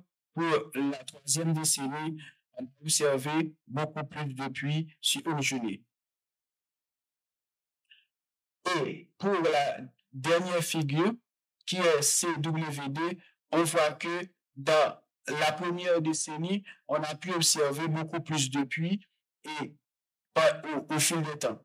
Ce qui arrive, c'est que en regardant ce schéma, si vous ne comprenez pas exactement et la première partie, on a pu observer la quantité totale de pluie se trouve dans la troisième décennie, tandis que en regardant CWD qui représente le nombre de jours de pluie, on voit que dans la première décennie, on a pu observer beaucoup plus de pluie. Tout cela explique que c'est que dans la première décennie, la quantité de pluie se distribuait de façon presque équitable sur toute l'année. Ce qui arrive, c'est que dans la troisième décennie, là où on a enregistré beaucoup de pluie, ces pluies ont été beaucoup plus intenses. Ce qui explique la deuxième schéma qui est CDD. CDD qui représente le nombre de jours de pluie où on a pu, le nombre de jours consécutifs de pluie, le nombre de jours consécutifs où on n'a pas enregistré de pluie. Ce qui représente les jours de sécheresse. Si vous regardez dans la première, la quantité totale de pluie, on a pu observer que c'était la troisième décennie, tandis que là où on a pu observer les périodes de sécheresse se trouve exactement dans la troisième. Ce qui veut dire que l'intensité de pluie, lorsque la pluie tombe, il tombe avec une intensité énorme. Ça veut dire que dans une période très courte, par exemple dans un mois ou bien dans une semaine, on peut accumuler la totalité de pluie sur toute une année. Tandis que et c'est pour cette raison qu'on voit que dans ce schéma-là, CDD, qui représente les périodes de sécheresse, on voit que on se trouve exactement dans la troisième décennie. Ça veut dire, à la fin du temps, l'intensité augmente. Oui. Pour la tendance, c'est presque pareil. Et on voit qu'il y a une sorte d'alternance entre les départements. Mais pour le département du centre, les tendances ont à la baisse. Ça veut dire qu'à la file des temps, on voit que la quantité de pluie dans le centre ont tendance à diminuer. Ce qui est complètement différent pour le nord-ouest, le nord-ouest qui est vraiment à la hausse.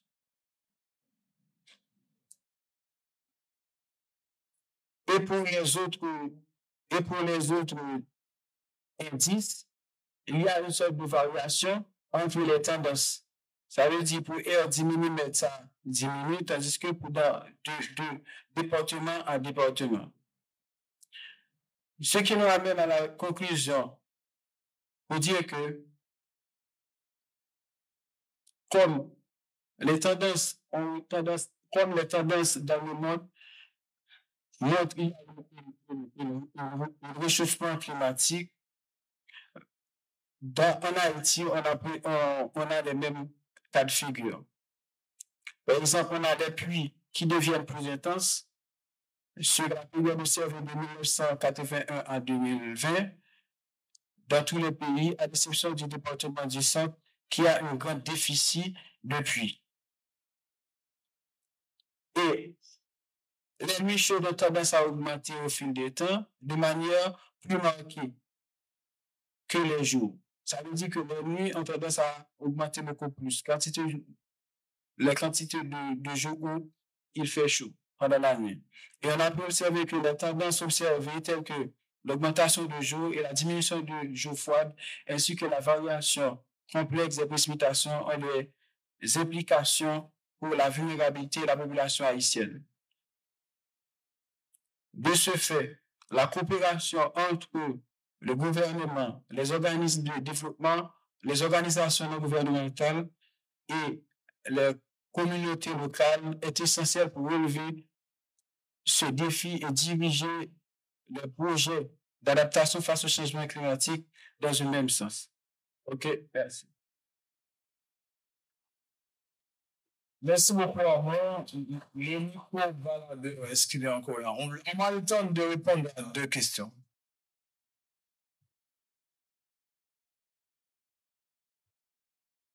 Oui.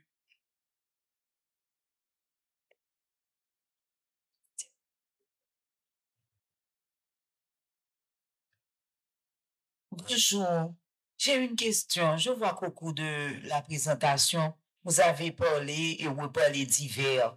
Est-ce que c'est une obligation? Parce qu'on sait très bien qu'on n'a pas en termes de saison, nous n'avons pas d'hiver ici. Je sais que ça fait référence à une période bien précise. Est-ce qu'il n'y aurait pas... Parce que moi, ça me choque à chaque fois de la présentation que vous dites l'hiver, l'hiver. Donc, voilà, c'était ça ma question.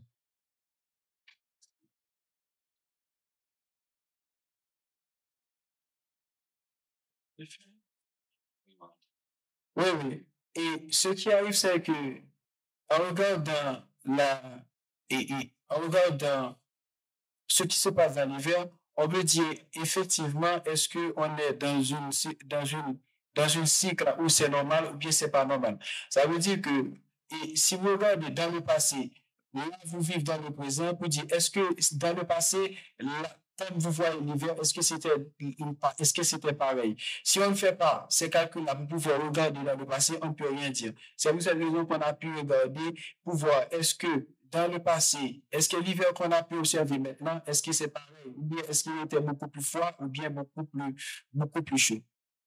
Et pour la quantité de pluie, c'est pareil, c'est le même cas de figure. On sait que pendant la période d'hiver, on est dans une période de sécheresse, mais est-ce que ça a été de même dans le temps? Est-ce qu'il n'y a pas de variations?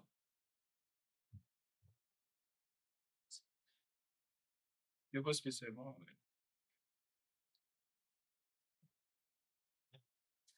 S'il vous plaît. Bonjour. Oui, bonjour. Désolé, mais je ne pense pas que vous avez pris le soin de répondre à la question. On parle d'hiver, la notion des 4 saisons, printemps, été, automne et hiver. Donc, si je peux reprendre ce que la dame a posé comme question, c'est est-ce que ici, on peut parler d'hiver, sachant que nous avons une température qui descend rarement au-dessous des 25 degrés. Si je me trompe pas, madame, c'est madame. Voilà. Donc, c'est ce que la dame voulait vous demander. Est-ce que il est convenable de parler d'hiver dans votre présentation par rapport au climat de nos enfants? Je peux répondre? Est-ce que je peux répondre? Ok, merci. Et excuse-moi d'avoir répondu à la question de Ama. Et donc, dans le cycle saisonnier, donc, on fait une approche globale. On regarde les variables climatiques, à savoir température, précipitation. Lorsqu'on parle les saisons, dans les saisons, on regarde les variables, le signal des variables, comment ça change. Et on s'est remarqué que, par exemple, pour la température, l'hiver, on regarde un peu pour l'hiver, c'est dans cette saison où on observe qu'il y a une baisse de température.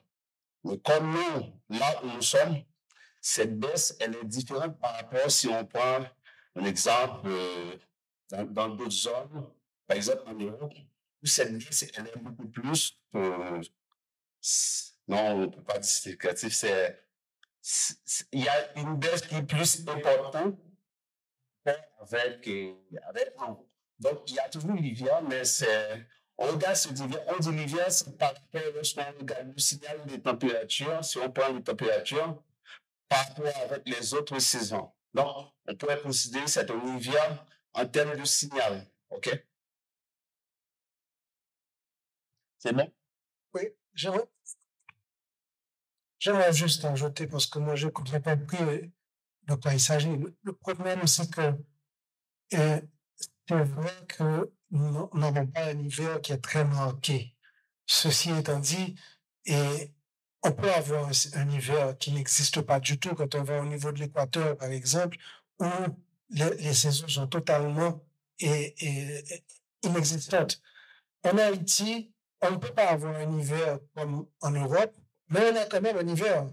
On a quand même un hiver, même si nous sommes très, très influencés par ce qu'on appelle l'hiver, la neige et tout ça. C'est vrai que dans le milieu tropical, ça n'existe pas. Mais en fait, il y a un hiver, même si le terme n'a pas la même signification, n'a pas la même valeur que quand on est dans un pays tempéré ou dans un pays bon, les 4 saisons sont plus marquées. Mais nous avons quand même un hiver parce que quand arrive cette période-là, les températures vont chuter, même si elles ne chutent pas de façon très spectaculaire, mais elles vont quand même diminuer. Et quand on est en été, elles vont augmenter. Donc, c'est vrai. Moi, je vais vous en aller dans le sens de la question. J'ai toujours entendu parler de l'hiver et du printemps. Mais je ne comprenais pas. Moi, c'était pour moi des mots. J'ai compris d'une façon je dirais très personnelle. L'hiver, c'est quand j'ai vécu pendant un certain temps mes études, et quand j'ai vécu l'hiver, un hiver très froid, et que j'ai compris pourquoi les gens disaient vivre le printemps. Parce que pour moi, vivre le printemps, ça ne voulait pas dire grand-chose. Mais à ce moment, on comprend. Donc, je ne comprends pas très bien la question, mais pour nous, il y a quand même un hiver, même s'il n'est pas bien marqué. Merci. Il y a d'autres questions? Oui, cher monsieur.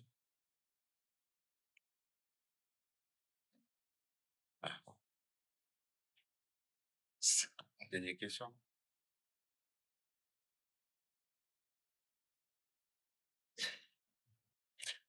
Si vous permettez, je suis tout à fait d'accord avec vous et je peux essayer de compléter votre réponse. Oui, nous avons des saisons peut-être moins marquées au niveau des plaines, mais il suffit de monter à quelques mètres dans les hauteurs. Si on va à Kaskov, par exemple, on sent déjà le changement de température à partir du mois de novembre. Donc, la notion d'hiver, à proprement parler, existe bien en Haïti. Les différentes saisons existent en Haïti, moins au niveau des plaines, parce que là, par rapport au déboisement, par rapport aux différentes canicules qu'on subit, mais un peu plus haut dans les hauteurs, du côté de Jérémie, on sent vraiment que la température change. Dès qu'on arrive au fin octobre, début novembre, on voit une certaine différence. J'avais une question tout à l'heure pour l'intervenant précédent. Malheureusement, il a quitté, il est là, je peux toujours lui poser la question. Vous avez parlé des bassins versants tout à l'heure. J'ai peut-être pas très bien écouté votre présentation, mais j'ai pas vraiment vu ou entendu à quel moment vraiment ça il part dans votre présentation. Ce que je voulais poser comme question, c'est que en Haïti, nous avons la chance d'avoir différentes cascades dans les différents départements du pays. On a des cascades plus ou moins importantes en termes de débit.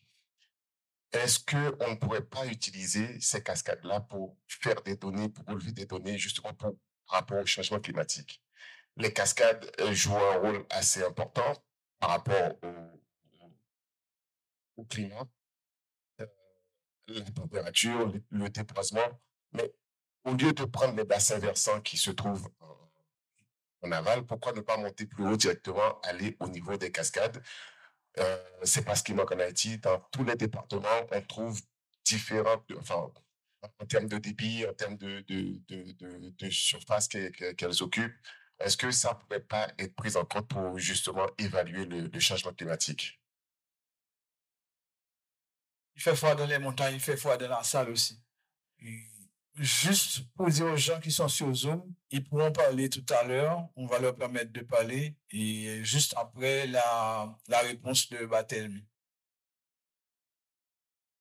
Et bon, effectivement, dans ma présentation, je n'ai pas trop accentué donc, sur la manière dont les bassins versants ont été délimités, tout ça. Mais bon, suivant le champ d'activité, donc le bassin versant n'a pas la même définition. Et nous, en hydrologie, ce qu'on appelle bassin versant, donc on choisit d'abord un point, donc là où on va faire les mesures, tout ça. Donc, et toute la surface qui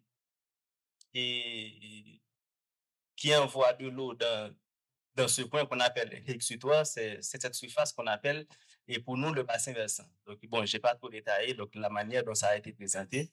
Mais ce qui nous intéresse en hydrologie, bon, c'est plus l'hydrologie de surface, c'est la relation qui existe entre les pluies et les écoulements. Donc, l'utilisation des cascades, bon, je ne sais pas trop, mais ça n'a pas été de notre champ d'études, en fait.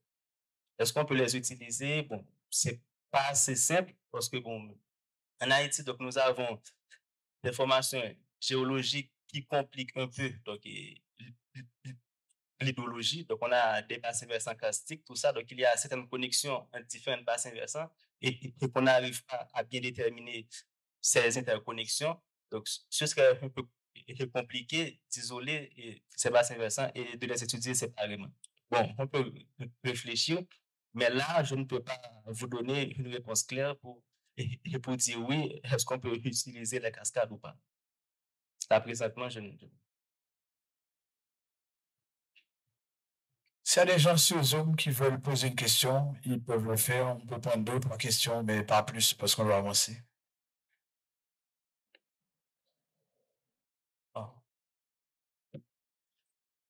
En attendant les gens sur Zoom, il y a M. Como qui veut. Merci. Je suis Ludovic Como, je suis directeur exécutif de l'Institut de formation de la Banque centrale et membre du conseil scientifique du FRD-BRH. Concernant cette affaire d'hiver, comme un vieux professeur de carrière de 44 ans d'enseignement, mais comme haïtien, je crois devoir dire qu'il est important lorsqu'on va dans les pays occidentaux, et je parle aux jeunes, c'est la majorité, je fais un doctorat là-bas. Il faut garder son haïtianité et sa réalité haïtienne et ne pas se battre pour adapter les réalités étrangères qui n'ont rien à voir avec nos réalités, pas vrai, les adapter, leur tordre le cou et le bras pour les faire entrer en Haïti. Il n'y a pas d'hiver en Haïti. En fait, il y a 2 saisons en Haïti, une saison chaude et une saison plus chaude. Certainement, on peut aller dans les montagnes, on peut trouver des petits points là. Pas vrai, peut-être 0,2% des 27 750 km² que représente la République d'Haïti, où il fait un petit peu frais. Moi, je vous parle de Chicago, où je viens d'enseigner pendant 22 ans, où il peut être 25 degrés le matin et 5 degrés le soir. Et lorsqu'il fait froid, c'est maman petite Marie-Réon. Il y a de l'hiver là. On peut avoir une saison fraîche, pas vrai, chaude, plus chaude. Donc, ce que je suis en train de dire, c'est que j'ai appris pendant que je prends les connaissances en Occident, à ne pas oublier mon haïtianité. Pour ne pas que quand je reviens, je n'ai cette, je dirais, urgence de tout adapter au modèle de l'étranger. Ouais, je ne dis pas du blanc, ouais, mais je dis de l'étranger. Et pour voir est-ce que maintenant on peut vraiment adapter une science haïtienne parce qu'il y a une réalité haïtienne. Et ce qui demande aussi que l'on utilise une phraséologie, une terminologie, et pourquoi pas avoir nos propres termes scientifiques sans vouloir être à côté du mouvement scientifique parce que finalement c'est un mouvement mondial où l'on tend à utiliser les mêmes termes. Après, mais quand on parle de température, il y a d'hiver. Le simple fait d'entendre d'hiver me donne la frisson et de vieux souvenirs de ça me prend en hiver. Vous voyez? Donc, je pense que je voulais respectueusement dire ça aux jeunes collègues. Merci. C'est très bien fait, M. Kobo, merci. Et sur Zoom, les gens peuvent poser une question. Ils ont qu'à activer leur micro, leur caméra et poser leurs questions.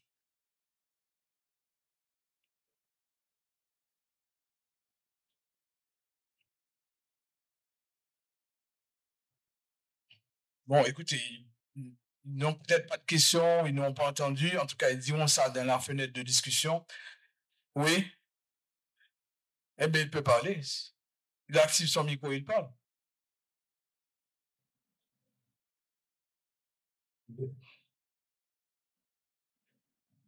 Moi, je suis en train de parler, je ne l'entends pas.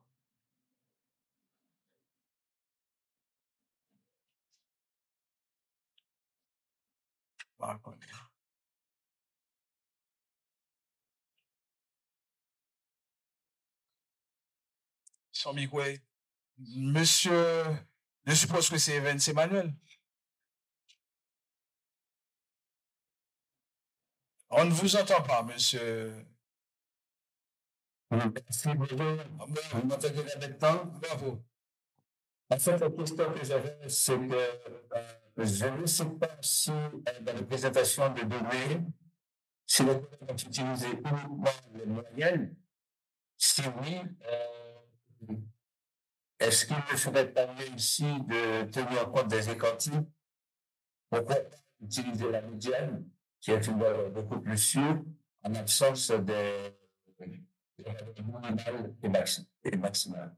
C'était ça pour la température au niveau des différentes périodes pluvieuses et également périodes de sécheresse. Oui, professeur Emmanuel, ce qu'il y a, c'est que j'avais utilisé les moyennes aussi. Mais pour les médianes, c'est une autre, comment dire, c'est une autre idée que je peux évaluer aussi.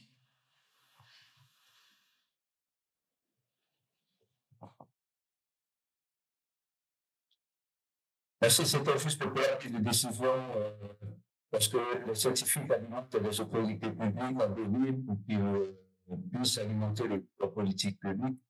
Et je pense qu'avec les médianes, les valeurs seront beaucoup plus pertinentes pour les décisions, sachant que les décisions vont faire appel à des investissements assez importants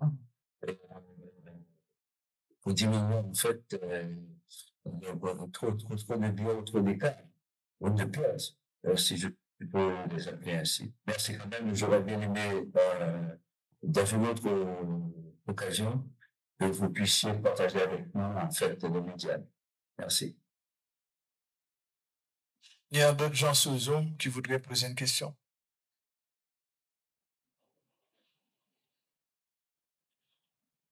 Bon, s'il n'y a pas d'autres gens, bon, il y a beaucoup de personnes dans la salle qui m'ont fait la demande. La pause café est prête. Est-ce que vous souhaitez la prendre maintenant ou attendre ou bien suivre le programme?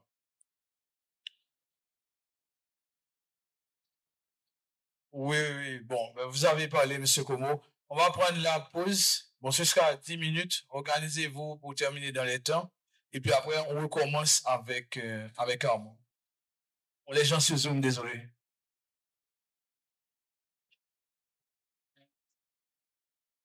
On recommence dans 10 minutes.